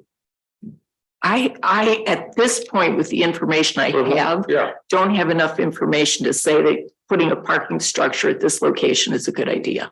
That's what I'm trying to say. okay. But I guess what I'm saying is, do you want information on the cost and the et cetera of parking or parking and commercial? Well, with mixed use, while it seems like a good idea, I have concerns about height because that produces quality of life issues, quality of living issues. Again, it's speculative. Well, you know that we're going to go 3 to 4, maybe, I know one of those approaches was 5 stories for that place. So, you know, that gives them some information on what to go by to look at. Mine is only one perspective. I'm sure there are many others here.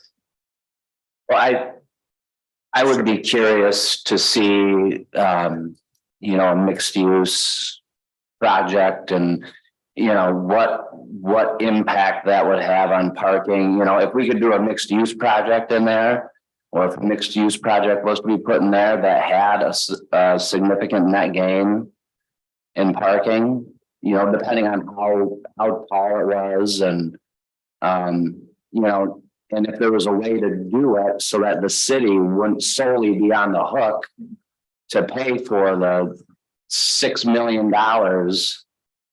in parking, I mean, that might be an attractive option. Isn't it though inherent in mixed use that we would have to reduce the number of spaces available to accommodate the folks that live there? Again, speculative. Right, and I just didn't know based on the height of that project and how many levels of parking you would need to get a net gain that would satisfy everybody. We keep talking about going up with parking, but can't we go down? Can we do sheet piling and retain earth and, The cost of going down but there's, is almost double than going up. and I feel like I'm hearing like in the summer, we have this problem. In the winter, if it's sitting empty and somebody's not making money off of parking spots, who's going to want to invest? Sitting empty. So I would like to look at other redevelopment ready lots in the city to see what those are and where they are. And if we were looking at doing a mixed use, I would like it to look so it's integrated with the downtown architecturally within the fabric of what we have going on, Yeah. and not just a platform structure that already looks dated.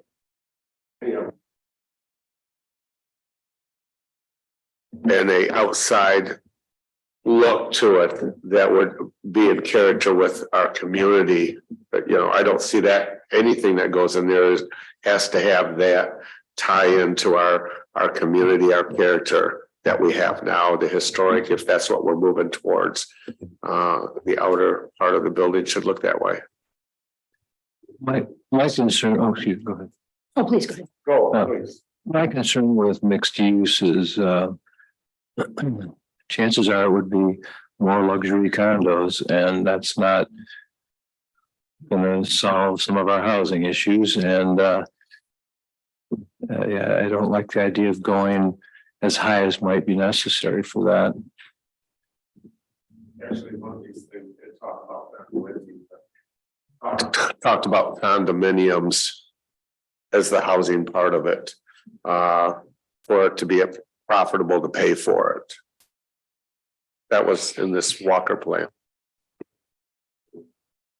Ms. Walker. Thank you, Mayor. So from the polling, I would be in favor of talking about a public space development, city-owned of a parking structure, but only if it incorporated solar on top of the roof to get some of possibly leveraging some state or federal funding that's available currently and probably into the future to subsidize and partner to have a solar array developed there. So that would be the only thing that I think I could support in terms of a city-owned parking structure where we are responsible for its entire development and maintenance into the future. If we are going to remain, if this site will remain in a redevelopment ready community, then I think it has to be by virtue of development, mixed use. So that's where I'm at. I think that would require.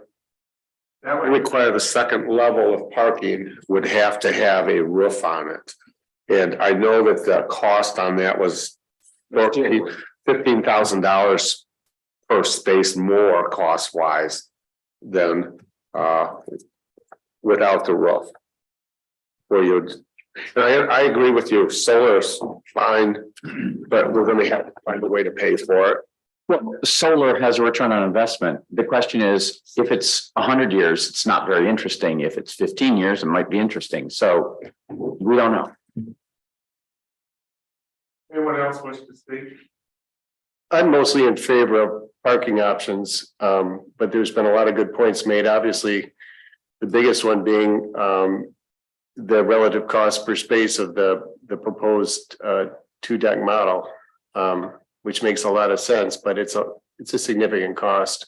You know, my interest was, you know, would we somewhat make it more attractive for workers to be downtown with some increased parking? What it would provide help with residential downtown, second story, third story living, would it help with that? But there's clearly a cost to all this. My comment is, I feel like our promise to use our parking funds to build a ramp somewhere is what I've been elected to represent. It's not about me. It's about the people. And I think if we don't do something in Darling, we should do something somewhere and start moving towards doing it. So, I'm fine with parking with or without solar. As I said before, I'm not a big fan of parking, but it's been shown in our studies that it's needed. So if we get to the point that we say we're doing nothing, I'd like to say we're doing something somewhere else. Anyone else wish to speak?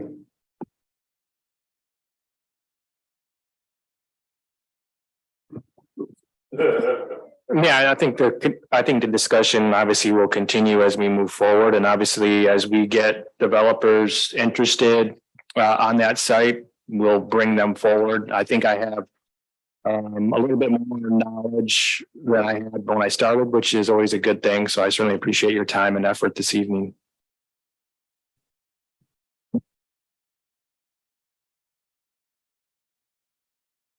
I guess, do we ask the public to speak here too, I guess? Sure. Sir, full name, full address.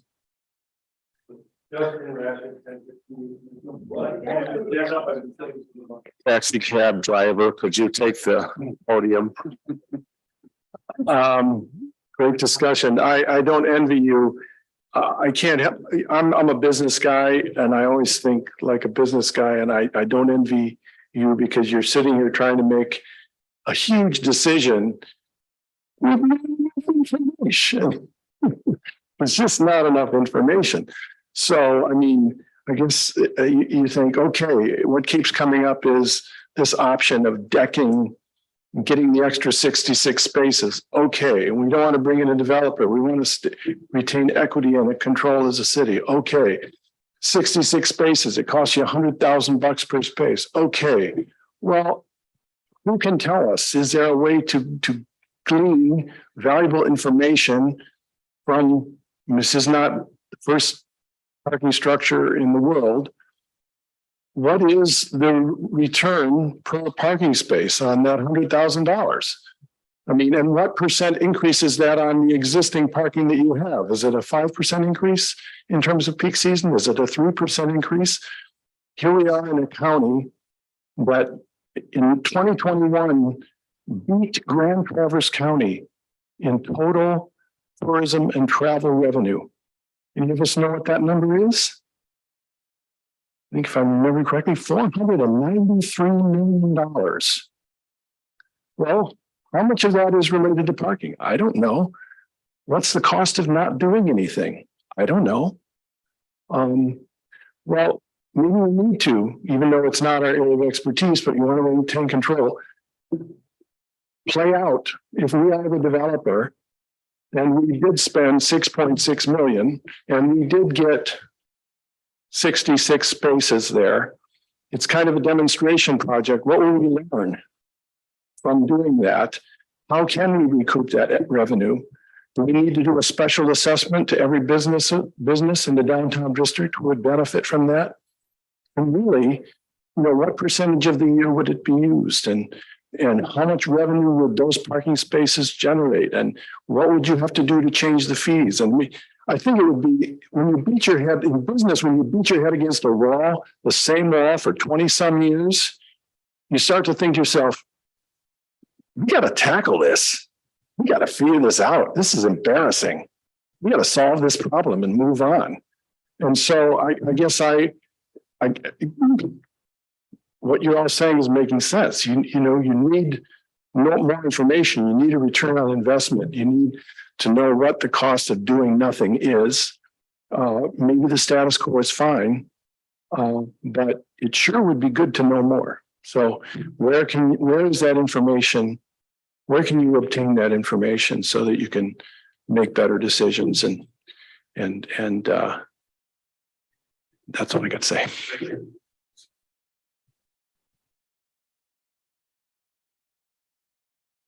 Matthew Fettig, 906 Michigan Street. Just want to echo Justin. Don't envy you guys in this decision. It was a great discussion. Lots of great points. Just wanted to share a thought exercise that I was going through. I was listening to all this. You should consider the fact that no one would use the shuttle service that you proposed as strong evidence that there is actually not a meaningful shortage of parking. Why would they take a shuttle when it's already sufficiently convenient to park? And just a thought exercise to think outside of the box. Does Mackinac Island have a shortage of parking? No, people actually flock there because there are no cars in park. To get there, do people to use the shuttle system? Actually, they take 3 shuttles. They take a bus that takes them to a ferry, that takes them to a horse, that takes them to their hotel, which they pay 2 or 3 times as much for than on the mainland. Now, does Walmart have a parking problem?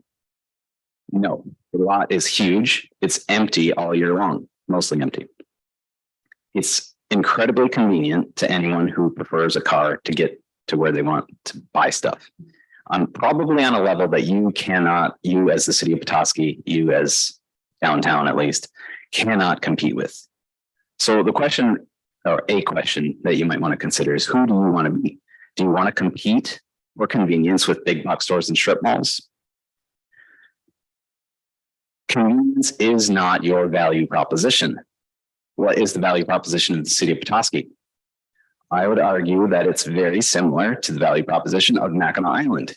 It's the beauty and societal interaction of fine-grained, organic, human-scaled urbanism surrounded by natural beauty. That's your value proposition. So when you consider the value proposition outside of an ROI of increased parking, also consider the intangible value added of more beauty, of another whole block of buildings and similar historic character to what already exists downtown, more fine-grained urbanism, the value add of more people able to live car-free and car-optional.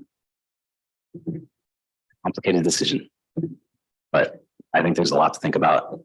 That's where I want to see us go, more towards that. Anyone else wants to speak to council? Prompted me to speak. Kate Marshall, 1015 East Mitchell.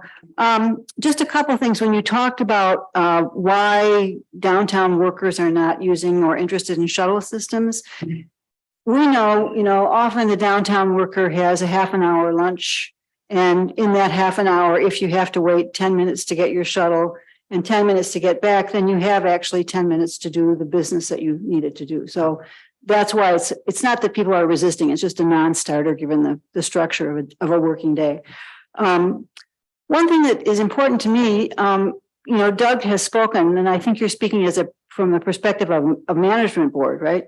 So the management board, I presume, supports additional parking downtown. Is that correct?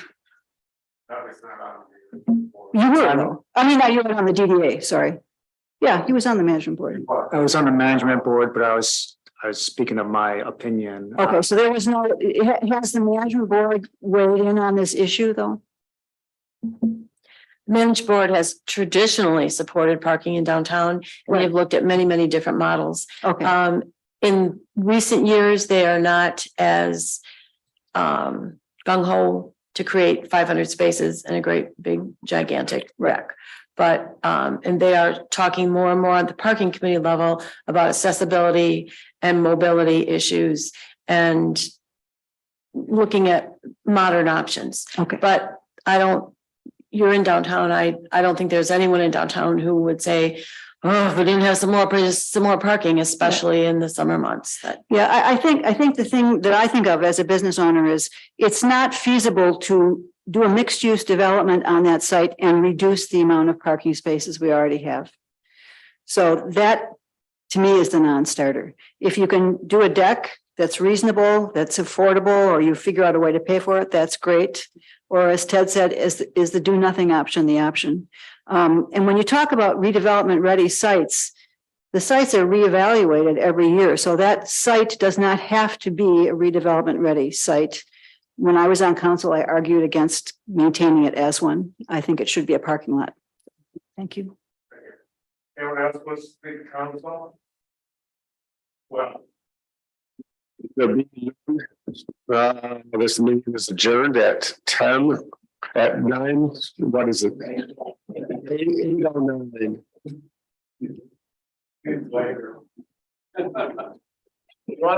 You could take every out of your. Being right in front of you, and the out. Just changing up my way down. Really kind of touch. You can see that there's a little finger in the hole.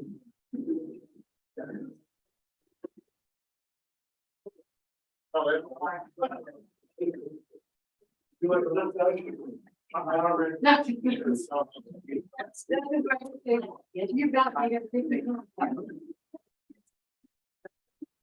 get your.